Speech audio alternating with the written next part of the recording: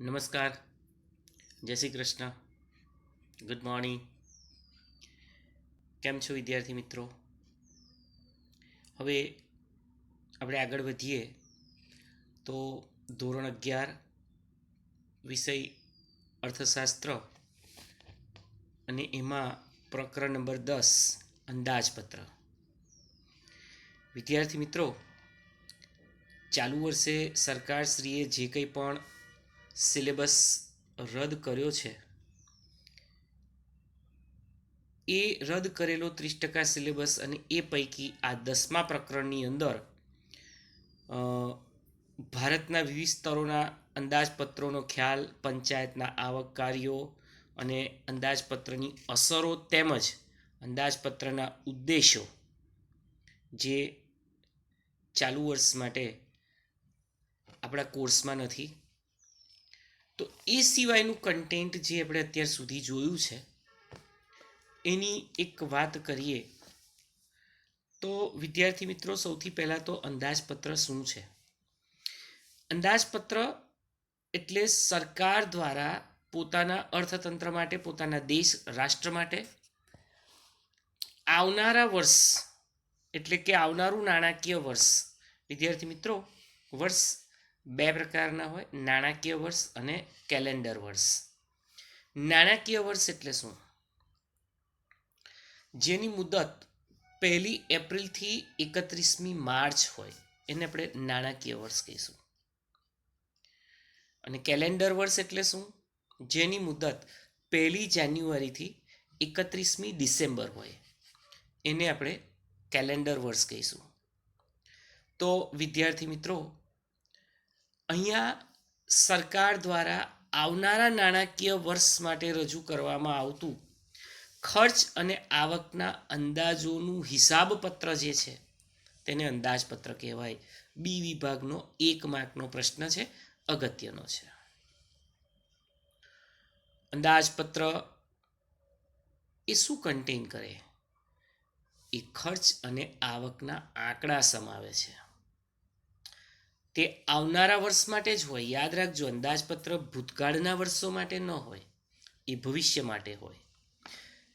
એનો મુખ્ય હેતુ દેશનો આર્થિક વિકાસ અને પ્રજાને આંતરમાળખાકીય સુવિધાઓના માધ્યમથી એમનું કલ્યાણ થાય તેવો પ્રયત્ન કરવાનો છે.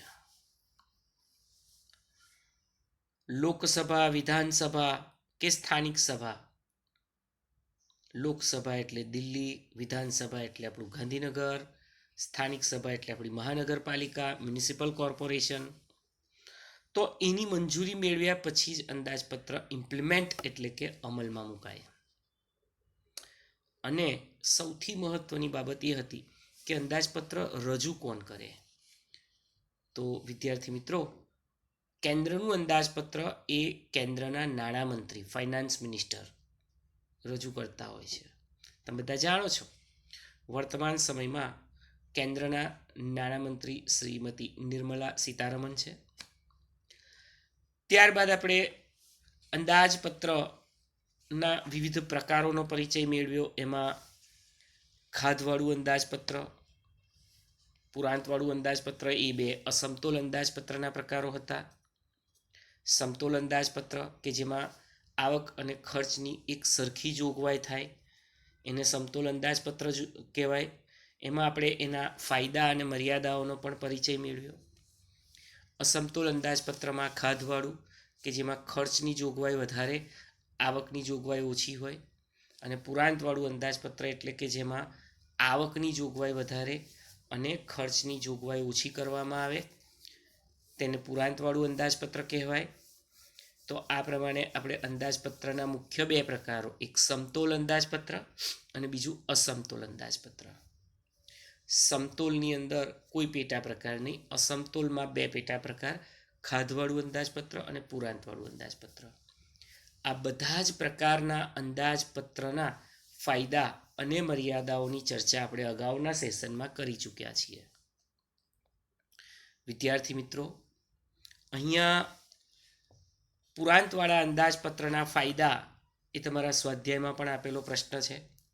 કોઈ પણ પ્રકારના અંદાજપત્રના ફાયદા અથવા મર્યાદા 2 માર્ક્સમાં તમને પૂછી શકાય, એટલું અગત્યનું છે. તો એ ખાસ તૈયાર કરજો.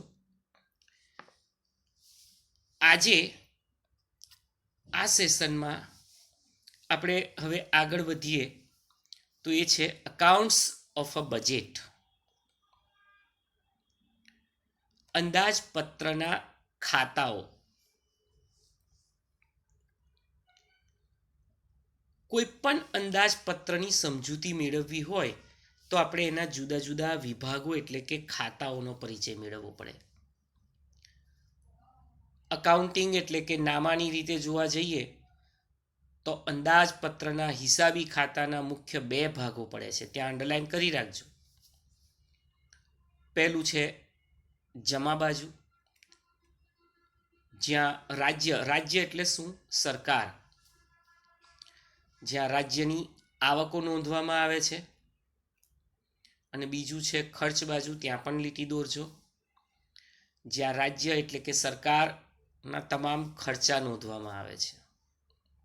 વિદ્યાર્થી મિત્રો, આવક અને ખર્ચની આ બંને બાજુના મુખ્ય પાસાઓ જે છે એ પાસા આપણા માટે બહુ જ મહત્વના છે. આવક બાજુના 2 પાસા અને ખર્ચ બાજુના 2 પાસા. એની અંદર આવક તો 2 પ્રકારની આવક, મહેસૂલી આવક અને મૂડી આવક. એવી જ રીતે ખર્ચ બાજુ તો એના પણ 2 ભાગ, મહેસૂલી ખર્ચ અને મૂડી ખર્ચ. હવે તમારે શું કરવાનું છે બરાબર ધ્યાનથી સાંભળી લેજો. આ અંદાજપત્રના ખાતાઓમાં આવક બાજુ અને ખર્ચ બાજુ, મહેસૂલી આવક મૂડી આવક અને મહેસૂલી ખર્ચ મૂડી ખર્ચમાં સમાવિષ્ટ થતી ઓછામાં ઓછી 3 આવકો અને 3 ખર્ચા યાદ રાખવાના છે. ઓછામાં ઓછા, વધારે યાદ રહે તો કોઈ વાંધો જ નથી, પણ મિનિમમ 3 ખર્ચાઓ અને આવકો આપણે યાદ રાખવાની છે. હું અહીંયા તમને સમજાવું છું, પ્રત્યેક આવક અને ખર્ચનો પરિચય આપું છું. તમારે એ શબ્દો યાદ રાખવાના છે અને પરીક્ષામાં સમજાવવાના છે. એકદમ સહેલું છે આ. તો વિદ્યાર્થી મિત્રો, આપણે શરૂઆત કરીએ છીએ મુદ્દા નંબર 10.10 અંદાજપત્રના ખાતાઓ, અકાઉન્ટ્સ ઓફ અ બજેટ. એમાં પહેલું છે આવક બાજુ. આવક બાજુ એના 2 ભાગ પાડી શકાય, મહેસૂલી આવક અને મૂડી આવક. હમણાં જ વાત થઈ એ પ્રમાણે મહેસૂલી આવક જે છે એમાં પ્રત્યક્ષ વેરા, ત્યાં લીટી દોર રાખજો, કોમા જીએસટી અને આઈજીએસટી. જીએસટી એટલે ગુડ્સ એન્ડ સર્વિસ ટેક્સ, વસ્તુ અને સેવા કર. આઈજીએસટી એટલે integrated goods and service tax, સંકલિત વસેક, વસ્તુ અને સેવા કર. તો જીએસટી અને આઈજીએસટીમાંથી મળેલી આવક અને જીએસટીમાં એટલે કે ગુડ્સ એન્ડ સર્વિસ ટેક્સમાં સમાવિષ્ટ ન હોય તેવી વસ્તુઓ પર પડતા પરંપરાગત પરોક્ષ વેરાની આવક. વિદ્યાર્થી મિત્રો, સૌથી પહેલા તો આપણે પ્રત્યક્ષ વેરા અને પરોક્ષ વેરાનો અર્થ સમજવો પડે. પ્રત્યક્ષ વેરા એટલે શું? લખી રાખજો, જે વેરાનો બોજો અન્ય વ્યક્તિ પર ખસેડી શકાતો નથી. તમારે લખવાનું છે, જે વેરાનો બોજો અન્ય વ્યક્તિ પર ખસેડી શકાતો નથી તેને પ્રત્યક્ષ વેરો કહે છે. ઉદાહરણ તરીકે આવક વેરો. તમે બધા જાણો છો કે આપણી ઇન્કમ હોય તો ઇન્કમ પર ટેક્સ આપણે જ ભરવો પડે. એવું તો બને નહીં કે હું કમાણી કરું અને એના પરનો ટેક્સ મારો પડોશી ભરે. એટલે એને પ્રત્યક્ષ વેરો કહ્યો છે કે જેને વેરો લાગુ પડે એને જ ભરવો પડે, એ બીજા પર ન ખસેડી શકે. તો આવક વેરો એ પ્રત્યક્ષ વેરાનું ઉદાહરણ છે. ચાલો હવે પરોક્ષ વેરા વિશે લખી દો. હું બોલું છું, તમારે લખવાનું છે. પરોક્ષ વેરો, જે વેરાનો બોજો અન્ય વ્યક્તિઓ ઉપર ખસેડી શકાય, જે વેરાનો બોજો અન્ય વ્યક્તિઓ ઉપર ખસેડી શકાય તેને પરોક્ષ વેરો કહે છે. ઉદાહરણ તરીકે વેચાણ વેરો, ભેટ વેરો, સંપત્તિ વેરો. તમે જુઓ વેચાણ વેરામાં પણ તમે જુઓ કે કોઈ પણ વસ્તુ ઉત્પાદન કરે પછી હોલસેલરને આપે, પછી રિટેલરને, પછી કસ્ટમરને, આમ દરેક વખતે વેરાની રકમ એની વેચાણ કિંમતમાં પ્લસ થતી જાય. એટલે વેરાનો બોજો અન્ય વ્યક્તિ પર ખસેડવામાં આવે એને પરોક્ષ વેરા તરીકે ઓળખવામાં આવે. તો વિદ્યાર્થી મિત્રો, પ્રત્યક્ષ વેરો અને પરોક્ષ વેરો એટલે શું એ બે ખાસ યાદ રાખજો. મેં લખાયું છે, તમે લખી લીધું છે. પેટ્રોલિયમ પેદાશ પરનો વેરો. આપણે જે પેટ્રોલના અત્યારે લીટરે 80 રૂપિયા આપીએ છીએ, 81 રૂપિયા ભાવ ચાલે છે, 81 રૂપિયા 77 પૈસા આજની તારીખમાં વાત ચાલે છે 19મી જાન્યુઆરી 2021ના રોજ. તો એના પર ટેક્સ છે એટલે 81 રૂપિયા 77 પૈસા થયો છે ભાવ. બીજું, જાહેર ક્ષેત્રના નફા પેટે કેટલીક આવકો મળે એટલે profit from the public sector unit, PSU. એ પણ વિવિધ પ્રકારની ફી કે દંડ પેટે જે રકમ મળે. અત્યારે તમે જાણો છો આ કોરોના મહામારીમાં માસ્ક ન પહેર્યું હોય ને તો 1000 રૂપિયા દંડ છે. આપણે અવારનવાર ન્યૂઝપેપરમાં વાંચીએ છીએ કે ભાઈ વડોદરા શહેર જિલ્લામાં માસ્ક વગરના આટલા પકડાયા, આટલા કરોડોનો દંડ થયો, ગુજરાત રાજ્યએ આટલા કરોડોનો દંડ ઉઘરાયો. તો એ ફી અથવા દંડની આવક પણ મહેસૂલી આવક ગણાય. આવી આવક એ ચાલુ વર્ષની પ્રવૃત્તિઓમાંથી જ મળતી હોય છે, એવું સમજજો બરાબર. મહેસૂલી આવક ચાલુ વર્ષની પ્રવૃત્તિઓમાંથી મળતી હોય છે. ચાલો, આવક બાજુમાં બીજો ભાગ એટલે મૂડી આવક. રાજ્ય એટલે કે સરકારે દેશના બજાર અને વિદેશમાંથી મેળવેલી loan, reserve bank of India એટલે કે મધ્યસ્થ બેંકમાંથી લીધેલું કરજ એટલે દેવું, તથા ટ્રેઝરી બિલ, ટી-બિલ્સ, તિજોરી પત્રો, જે સરકારની માલિકીનો RBI દ્વારા બહાર પાડવામાં આવે, ટી-બિલ્સ કહેવાય એને. તો એ ટ્રેઝરી બિલ સરકાર વેચે છે અને એમાંથી થતી આવક. તેમજ અંડરલાઈન કરજો એક અગત્યનો શબ્દ, વિમૂડીકરણ. વિમૂડીકરણ એટલે શું? ડિસઇન્વેસ્ટમેન્ટ, મૂડી વિનિવેશ. વિમૂડીકરણનો અર્થ બોલું છું. જ્યારે જાહેર ક્ષેત્રના એકમો પોતાના કેટલાક શેર ખાનગી ક્ષેત્રને વેચી દે અને એનું સંચાલન પોતાની પાસે રાખે તેને મૂડી વિનિવેશ કહે છે. મૂડી વિનિવેશ અથવા ડિસઇન્વેસ્ટમેન્ટ એટલે શું? બરાબર યાદ રાખજો વિદ્યાર્થી મિત્રો. આ પ્રશ્ન 1 માર્ક્સમાં પણ પૂછાઈ શકે. મેં તમને 3 પ્રશ્નોના ઉત્તરો લખાયા છે. એક, પ્રત્યક્ષ વેરો એટલે શું? બીજું, પરોક્ષ વેરો એટલે શું અને એનું ઉદાહરણ, અને ત્રીજું, આ મૂડી વિનિવેશ અથવા વિમૂડીકરણ એટલે શું? તો આ ત્રણેય 1 માર્ક્સના પ્રશ્નો થયા છે. હું ફરી બોલું છું. જાહેર ક્ષેત્રના એકમો પોતાના શેર ખાનગી ક્ષેત્રને વેચે અને એનું સંચાલન પોતાની પાસે રાખે એને વિમૂડીકરણ કહેવાય.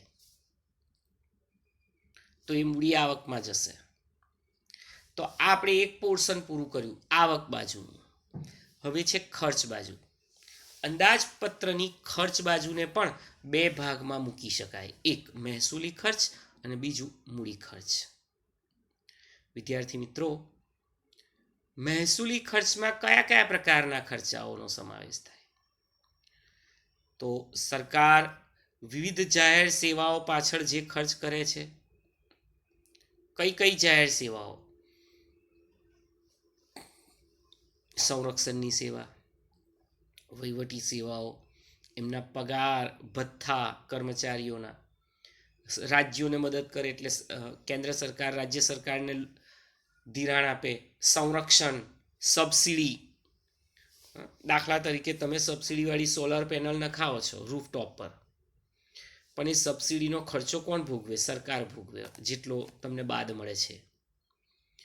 તો એ બધું જ ખર્ચ મહેસૂલી ખર્ચ છે. ફરીથી, કર્મચારીના પગાર ભથ્થા, રાજ્ય સરકારને મદદ, સંરક્ષણ અને સબસિડી. 1, 2, 3 ને 4 શબ્દો થાય. મેં તમને એવું કહી રાખ્યું છે કે દરેકના 3 શબ્દો ઓછામાં ઓછા યાદ રાખજો. તો આ હતા મહેસૂલી ખર્ચ. હવે વાત કરીએ છીએ મૂડી ખર્ચની. સરકાર દેવા ચૂકવે, જે ભૂતકાળમાં લીધા હોય તે, રાજ્ય સરકાર અને અન્યને જે કરજ આપે, ધિરાણ આપે, ઉછીનું આપે, સામાજિક તથા સંરક્ષણ ક્ષેત્રે મૂડી ખર્ચ કરે, એ બધો જ મૂડી ખાતાનો ખર્ચ છે. તો એને આપણે મૂડી ખર્ચ કહીશું. અહીંયા પણ તમે જુઓ 1, 2, 3, 4 પ્રકારના મૂડી ખર્ચ છે. હું ફરી બોલું છું. સરકાર દેવું ચૂકવે, રાજ્ય સરકાર કે અન્યને કરજ આપે, સામાજિક કે સંરક્ષણ ક્ષેત્રે મૂડી ખર્ચ કરે, તે મૂડી ખાતાનો ખર્ચ છે. હવે એક વસ્તુ તમે અહીંયા નોટિસ કરી, ખર્ચ બાજુમાં જુઓ, મહેસૂલી ખર્ચમાં પણ સંરક્ષણ છે. એની ફરતે રાઉન્ડ કરી દો પેન્સિલથી સંરક્ષણ શબ્દ ઉપર. મહેસૂલી ખર્ચમાં 10.10.2.1 મુદ્દામાં, અને બરાબર એ નીચેનો મુદ્દો મૂડી ખર્ચ 10.10.2.2, એમાં પણ સંરક્ષણ ક્ષેત્રે છે. જો ત્યાં પણ સર્કલ કરી દો સંરક્ષણ પર. હવે હું જે કહેવા માંગુ છું એ ધ્યાનથી સાંભળો. બંને સંરક્ષણ મૂડી અને મહેસૂલી ખર્ચમાં આવ્યા. તો હવે એનો તફાવત સમજી લો. મહેસૂલી ખર્ચ એટલે સંરક્ષણ ક્ષેત્રે કામ કરતા સૈનિકોના પગાર ભથ્થા અને પેન્શન, એ મહેસૂલી. અને મૂડી ખર્ચ એટલે શું? તો કે શસ્ત્ર સરંજામ, સાધનો, શસ્ત્રો વગેરે પાછળ થતું ખર્ચ, એને આપણે મૂડી ખર્ચ કહીશું. એટલે અહીંયા એક પ્રશ્ન બને કે સંરક્ષણ ખર્ચ એ મૂડી ખર્ચ પણ છે અને મહેસૂલી ખર્ચ પણ છે, સમજાવો. તો આપણે આ સમજાવવાનું. આમ અંદાજપત્રને 2 ખાતામાં વહેંચ્યા. એક મહેસૂલી ખાતું, જ્યાં મહેસૂલી આવક અને મહેસૂલી ખર્ચ નોંધણી થાય. બીજું મૂડી ખાતું, જ્યાં મૂડી આવક અને મૂડી ખર્ચ નોંધવામાં આવે. મૂડી આવક અને મૂડી ખર્ચ લાંબા ગાળાના આર્થિક વ્યવહારો દર્શાવે છે. યાદ રાખજો,